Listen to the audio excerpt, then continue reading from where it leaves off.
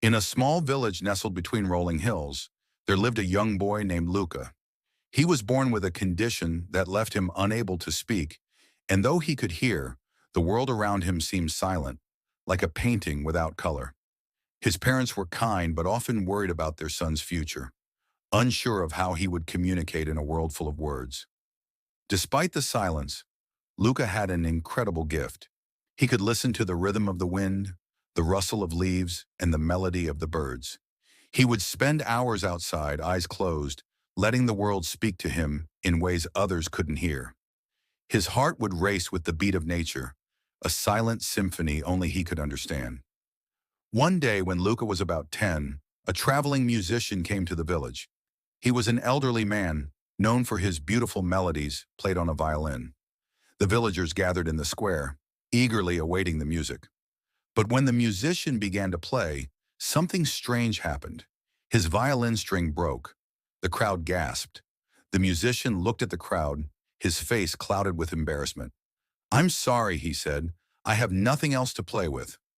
Luca, who had been standing at the back, watching intently, stepped forward. He didn't speak a word, but he motioned to the musician, asking if he could try. The old man, with a puzzled expression, handed him the violin. Luca took the violin, closed his eyes, and placed it gently under his chin. For a few moments he seemed to listen to something invisible, tuning his heart to the rhythm of the world around him. Then, with a deep breath, he began to play. At first, the music was soft, like the murmur of a stream. Slowly it grew, filling the air with a haunting, beautiful melody. It was as if Luca was playing the very heartbeat of the earth itself. The villagers were captivated. The music was not the melody the old man had played. It was something entirely different. Yet it resonated with every soul in the square. It was a song of hope, of connection, and of understanding. It was the song of silence, of listening to the world's deepest truths. When the last note faded, there was a profound stillness. The old man was speechless. He had never heard music like that before. The crowd stood in awe, and Luca opened his eyes, his face glowing with a serene smile. Later that evening, as Luca's parents asked him about the experience, Luca wrote something on a piece of paper. Sometimes, he wrote, "The most beautiful music isn't heard with your ears, but felt with your heart.